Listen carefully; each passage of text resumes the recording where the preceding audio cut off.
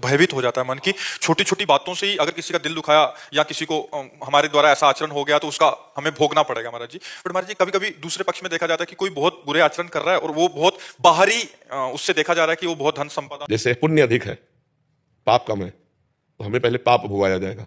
ये हमारी सृष्टि भागवतिक विधान में है, पहले पाप भोगाया जाएगा और जहां ये खत्म हुआ तो पीछे का पुण्य और अभी का पुण्य, प्रकाश ही प्रकाश, आनंद ही आनंद, कभी दुख नहीं भोगना पड़ेगा आगे।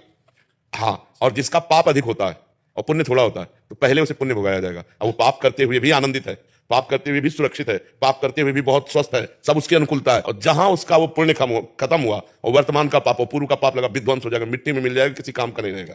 ये रहस्य। हाँ, आंतरिक ये रहस्य है। देखो महाराज नृग ने इतना दान किया कि दानियों में सर्वश्रेष्ठ नाम पड़ा, उनसे थोड़ा सा पाप बन गया। एक दिन दान ना लेने वाले तपस्वी ब्राह्मण की एक गाय भूल से उधर गौशाला के पास गई होगी तो गौरक्षकों ने समझा कि महाराज की ही गौशाला के, तो अंदर कर लिया।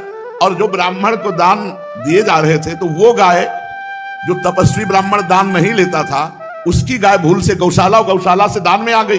तो जो दान लिए था ब्राह्मण वो बड़े आनंद से जा रहा था और वो ब्राह्मण जिसकी गाय खो गई थी उसने कहा ये गाय तो मेरी है। तो दान लेने वाले ने कहा ये गाय तो मेरी महाराज नृग ने अभी दिया है। बोले नहीं, गाय मेरी महाराज नृग कैसे दे सकते हैं? तो बोले चलो महाराज के पास।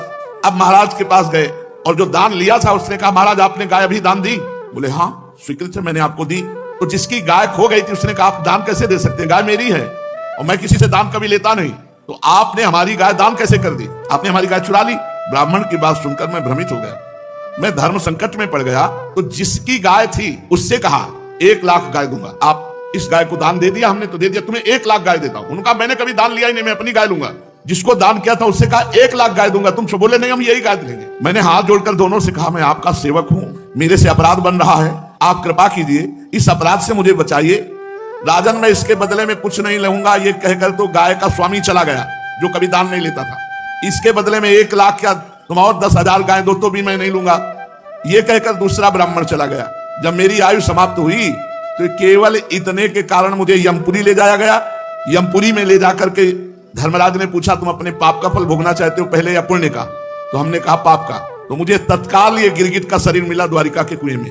तब से मैं बड़ा कष्ट भोग रहा था, आज आपके दर्शन से गिरगिट योनि से मुक्त हुआ हूं। बड़े बड़े संतों को कष्ट में देखा जाता है कि उनके थोड़े पाप में भोग कर वो भगवान को प्राप्त हो। पाप करने वाले के पास तो कुछ बच ही नहीं जाता, फिर पुण्य नष्ट हो कभी तो किसी काम का नहीं रहता कि यहाँ का सब कुछ नष्ट हो जाएगा, इसके बाद नाली का कीड़ा बनेगा कि भूत बनेगा कि प्रेत बनेगा, क्या बनेगा कोई परिणाम का पता नहीं। वो तो कष्ट ही कष्ट है आगे, बस आगे कष्ट है। इसीलिए तो शास्त्र में भरा पड़ा हुआ है कि होश में हो जाओ, होश में, नहीं तो फिर भोगना ही भोगना पड़ेगा। नरक जाओ, फिर अन्य योनियों में जाओ, उसमें भी बड़ा कष्ट। मनुष्य शरीर में तो